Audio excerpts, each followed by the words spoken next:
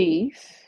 My name is Jasmine, and today is February the 24th, 2023, and this is my journal entry.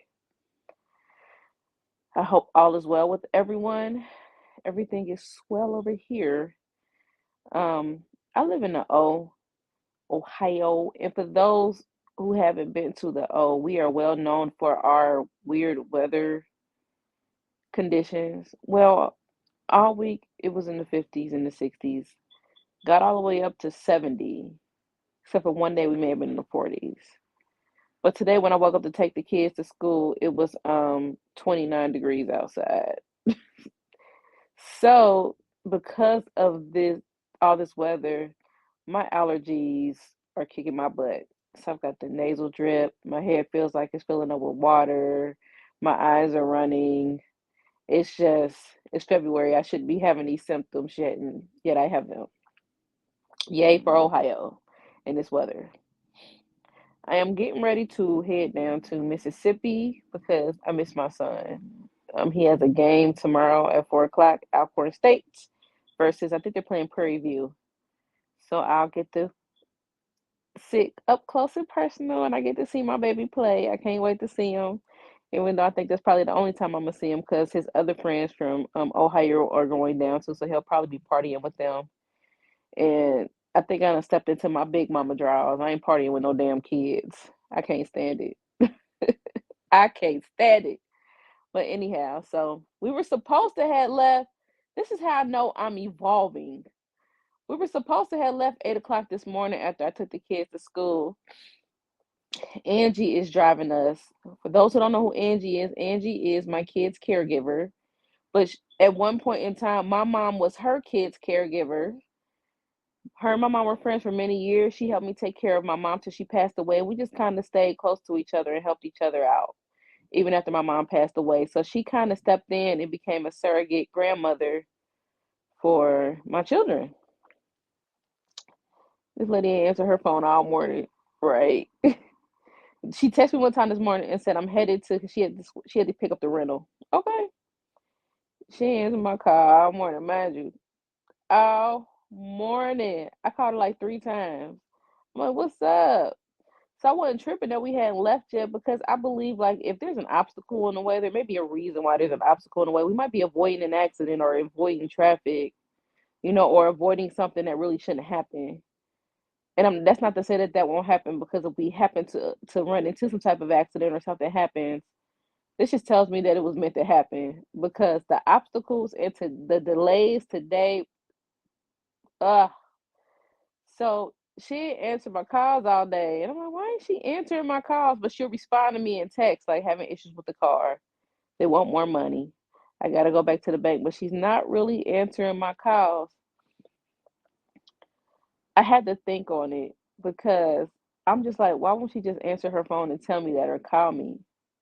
But I had to realize that in the past, I hadn't always been the most approachable person.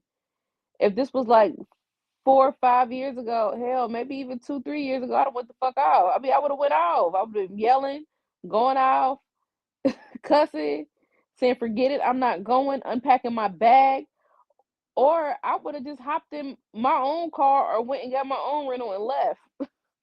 But I think, I don't think I know. The older I get, I'm just becoming more patient. Sometimes we just have to learn how to wait. So while we're waiting, I figured I'd record a podcast episode and do some videos. I'll just keep busy. I need to clean my room. My room is a mess, but I'm learning more patience. I'm not in a hurry to get anywhere. The game ain't till tomorrow at 4 o'clock p.m. And if I miss it, he has another game on Monday. I can leave Sunday and go down there and see his game on Monday. Either way it goes, I'm going to see my son, and that's all that matters. A lot has been on my mind lately because it's a big project that I want to pitch. And, I had everything in place to pitch it. I had people wanting to come in and do it, people would help me. But every single time it's time for it to go down, something happens. And it'd be like weird stuff like somebody has a loss in the family, somebody has to work overtime. Life just happens, and it's not their fault that life happens, but life just happens. And unfortunately, the project that I want to do, it always gets placed on the back burner or pushed back. And I'm just like, what is going on here? Now, the old me would have said, give up. It's just not meant for you to do this.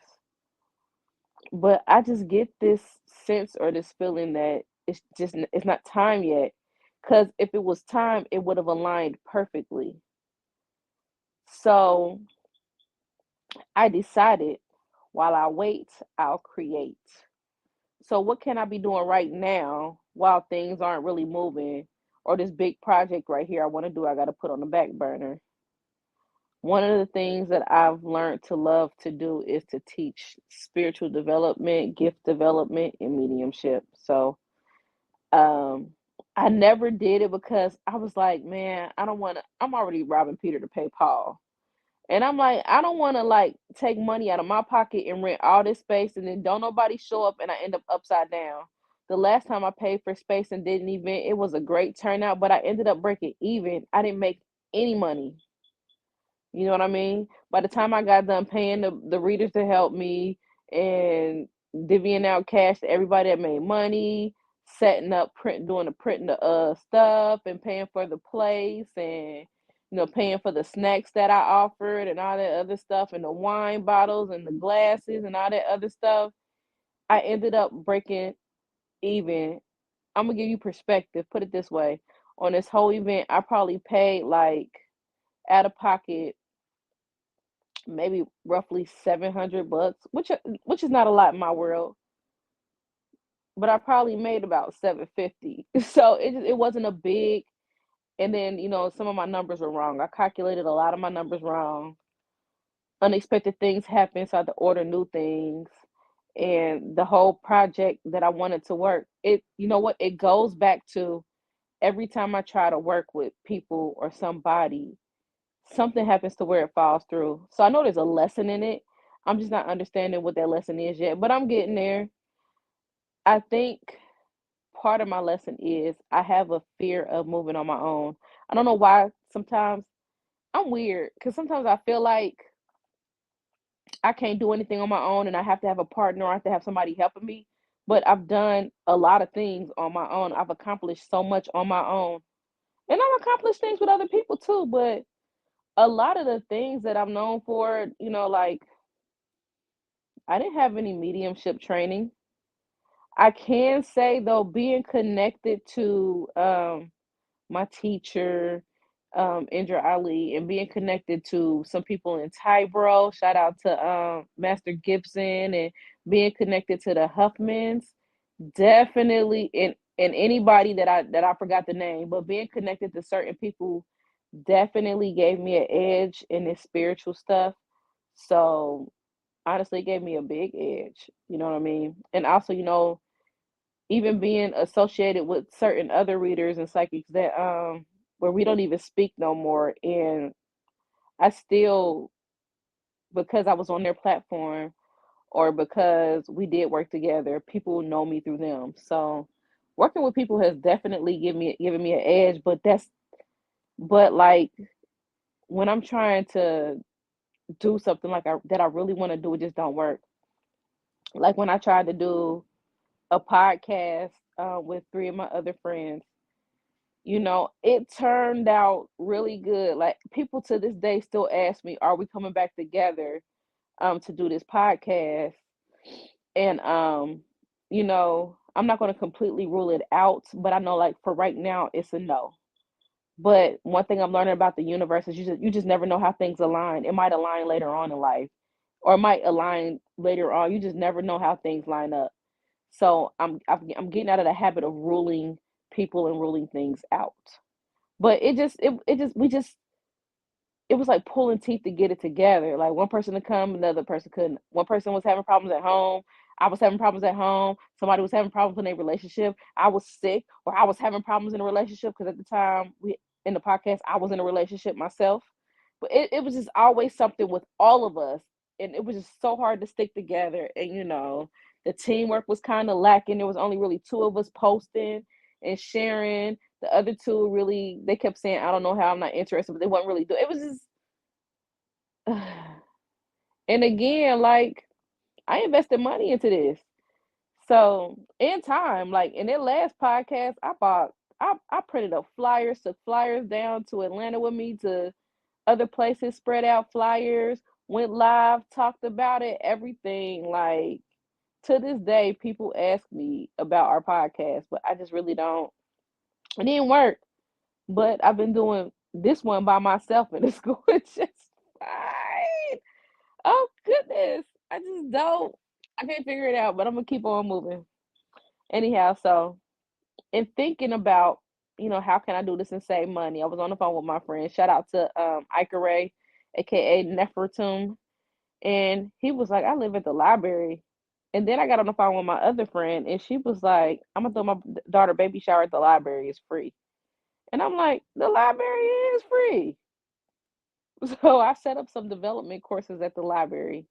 You know, I set up one. The first few are going to be free, but it's not always going to be free, but it's going to be a super small fee, um, until I decide what else I want to do. So that's what I'm working on right now. My first developmental circle would be March 23rd at the library. And the crazy thing is, some people thought I put February 23rd, and people showed up to that library yesterday. So people are excited about, connected with me on the development part of things, and I'm excited to do it. I just told myself that from now on, I'm just gonna create. I'm not gonna sit around waiting no more. Even when I feel stuck, I'm gonna find things to do. You know what I mean? Because I got too many unfinished projects to be like, oh, I ain't got nothing to do when I'm stuck. It's just it can't be any more of that. No matter what I do, I'm moving forward, and that's period. What else is going on in my life? Love is just not the focus. I'm gonna be honest. There's always options. Um, I talk to people on the phone here and there, but I've realized that probably right now in my life, trying to even attempt to force myself to be in a committed relationship is just going to cause distractions. So, as far as love goes, I'm open, but I ain't looking, if that makes sense. At one point in my life, I wanted it so bad. I was depressed. Oh my God, I'm getting old. What's going to happen? It's never going to happen. And now I'm just like, okay. Because I just feel like I got too much to do. Like, I'm still raising kids and shit. Speaking of kids, congratulations to my 7-year-old baby. She got the Rising Star Award for her whole entire school. And we went, look, I'm about to cry already. We went to a award ceremony, and they talked about how she got straight A's and how beautiful her singing voice is, because my baby can sing, and that she wanted to grow up, be a teacher, and teach music. She's always been a singing, even when she was born as a baby.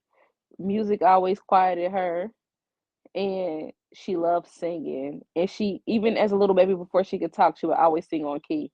But my mom has a beautiful voice, so I would expect it. A lot of people in my family can sing. They just didn't give me.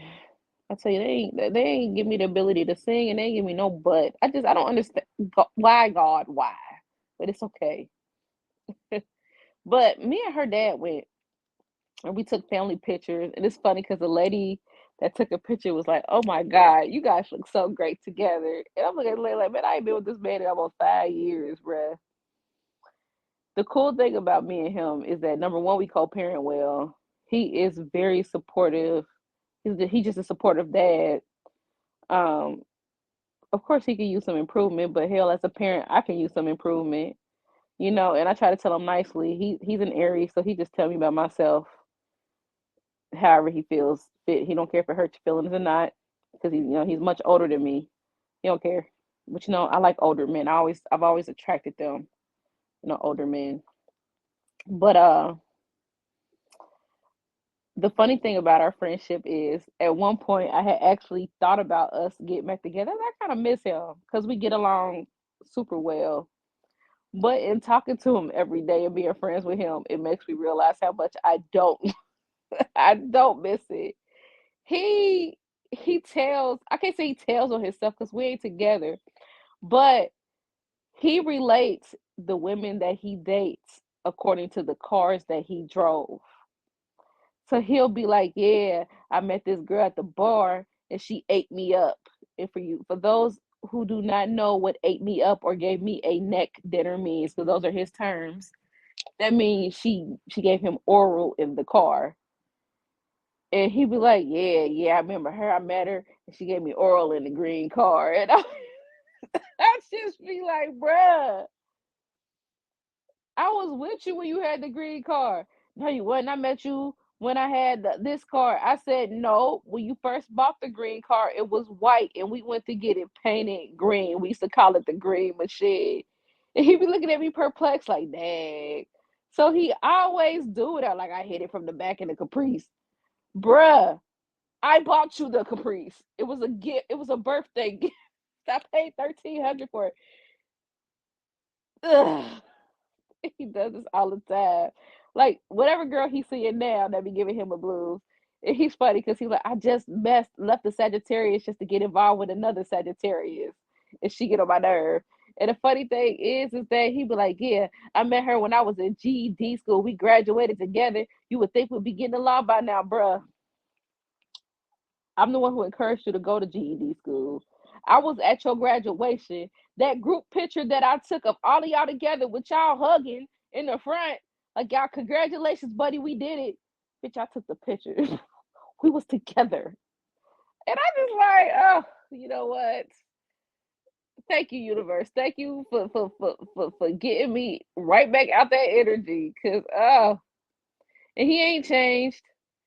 He ain't changed. To be 50, these young women, they love him. And I see why. He's very charming. He's a handsome man. He works very hard. He has a great job. When I met him, he was a drug dealer, but he has a good job. He lives right. He ain't out there like that. Well, I mean, he does good. He drives a nice car. He keeps his own place. He dresses nice. He's not a he will court you and date you. Young girls, they like that stuff because they don't find many guys their age that are like that. But that come with like what they call it, like the side effects. That come with the side effects. You gonna get cheated on. If he mad, he gonna cuss you out. I don't care who around. Your mama could be there. He would cuss you out in front of your mama, and you be like, "Baby, my mama right here." He'll say, "Fuck her too." He don't care. He's an Aries, so he's more of a shoot first, ask questions. Yet he don't know how to say sorry, so he just buys you food or shoes and stuff when he's sorry, but he's not gonna say it. He'll just buy you something. You know, he don't believe in talking things out. Once he's not mad no more, it's over. Don't bring it up no more. So these things that come with it. Oh God, I stayed with him for 14 years. And you know what's crazy too? This dude cheated the whole time, and I knew he was cheating. And I remember I was talking to him the other day, and I was like, "You know what? I don't think have I ever told you no for sex?" He was like, "Nope." I said, "I never said no." And I realized that in any relationship I was in, like if the male wanted, I never said no. Even if I was mad, I just never said no. And here I am now, like telling everybody no. And I think I'm just too blunt with it. And I don't mean to be running people away. I told some guy the other day, he called me and he was like, "I know you really ain't dating or seeing nobody right now, but I'll be in town. I'm gonna take you out or do something nice for you." Da, da, da, da, da, da. And I was just like, I mean, you come say hi, but don't touch me. He was like, "Damn, that was blunt." It's just like now I'm the queen of no. Of course, if I get in a relationship again, I don't know how I act, but right now it's not the space I need to be in. So my focus has been spending time with my beautiful children, um, work, and just working on jazz the medium. That has been my focus, and also healing and getting my mind right. A lot of meditating and journaling and doing shadow work and looking for ways to improve myself because I just feel like every day. there's room for improvement. I just feel like what will be will be. Even with work projects and jazz the medium projects and all that other stuff, it's gonna be. I don't know how it's gonna be, what it's gonna be, and I'll figure it out. In the meantime, I guess I'll take a nap because this lady ain't showed up yet and it's 1 o'clock. And I told her I was trying to beat traffic in Tennessee in the mountains because I hate getting stuck in Tennessee in the mountains. And we all know they always doing construction somewhere on them 2-lane highways, and you be stuck in traffic for hours. It happens to me whenever I leave late to travel down south. Honestly, I'd rather leave and travel overnight, but who am I?